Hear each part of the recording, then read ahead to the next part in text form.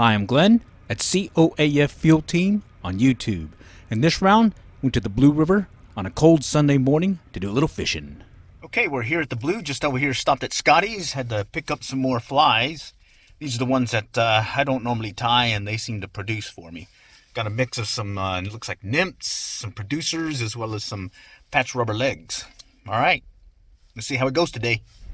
Alrighty, coming into the parking area, I can see at the low water crossing, got a lot of folks there, so we decided to move on and head up the hill and head up to the parking area for Desperado Springs.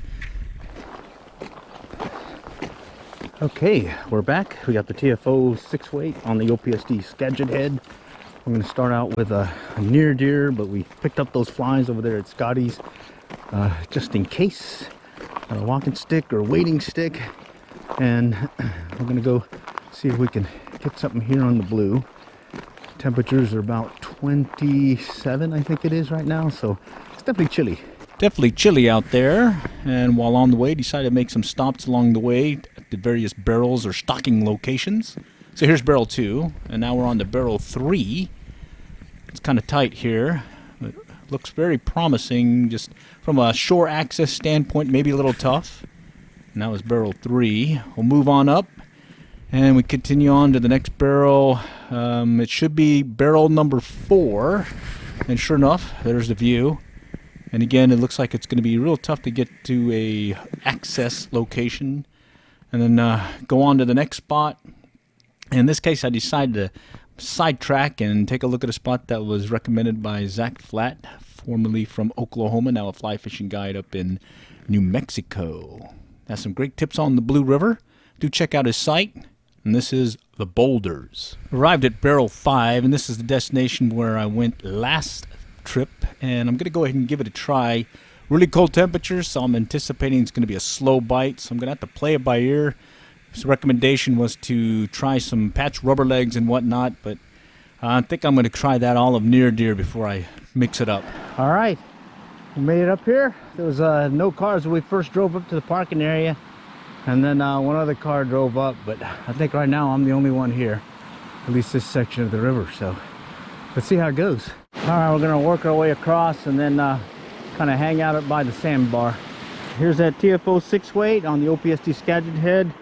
Got that Oro's indicator, about 3 foot under a near deer. Temperature's chilly, but I think water's actually warmer than the air temperature, so hey, let's get in the water. Got on a mott fly, and that seems to be the ticket. We started out with an olive near deer, switched over to a white kind of producer, and then we tried this other jig, or not a jig, but more like a midge with an orange bead. Didn't get any hits. Tied on a mott fly, and sure enough, we got a couple of hits right in a row. So let's see if we can get one. No luck on a chilly but nice morning. Well, we heard from others that you can access the sandbar a different route, so decided to check it out. All right, apparently you can. It looks like you just got to walk the sandbar, come up to these rocks, and use your wading stick and kind of work your way over. But it does get shallow as I get closer to the rocks, and I'm using my little 3-point move so I make sure I don't lose my footing. And yeah, I'm pretty much almost on the other side on the rocks now, so yeah, you can definitely cross here by just jumping in the water. Basically, just take it careful. All right, yeah, come down this way, follow this little rock pattern, and work your way across, and you're there. All right, okay, well, I think this is the section that they call the Boulders, and well, I'm gonna peek around here, maybe see if something's lurking in here. Let's see how it goes. Looks like one produced. We just had to drop it further down. We got on the hit. They are deep today, it looks like, which makes sense because it was pretty cold. Let me go grab my stuff. Yeah, we got ourselves a trout. First trout of the day. And guess what we do with the first trout of the day? We're gonna keep them because we don't know how we're gonna do for the rest of the day. He went for a near deer, olive near deer. Okay, so we were gonna give it up here, but we decided to just go ahead and adjust the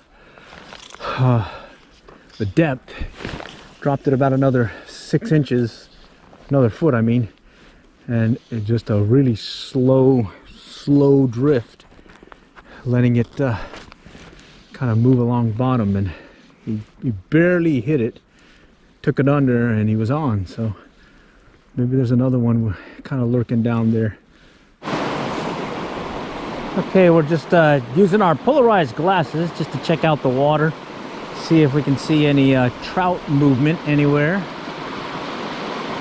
And haven't started fishing, at least in this section. There is looks like there may be something over here, but I think we'll move around some more. We're gonna cross over here. I thought I saw some trout back in this area, so we'll go check it out. Opens up into this area here.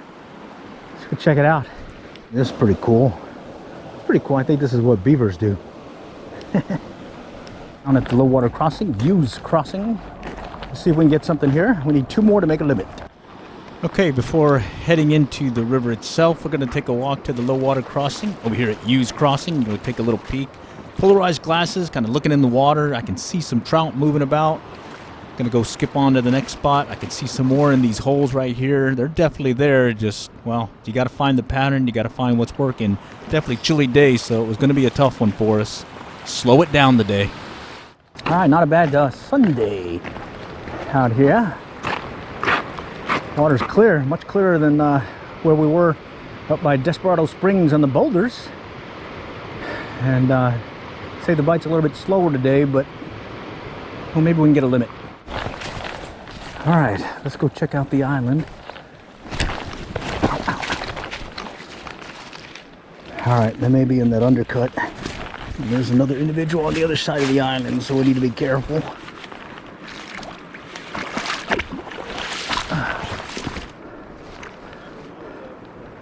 Water's down. I see bass. I see trout.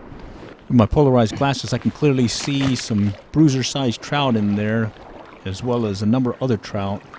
So, hey, I just got to get them on my line. All right, looks like the white pattern is working today. At least for some of us. All right, got one. This one went for a mega worm, white mega worm. Just bring them over here real quick. All right, slow day, but we got one. All right, another one on the mega worm.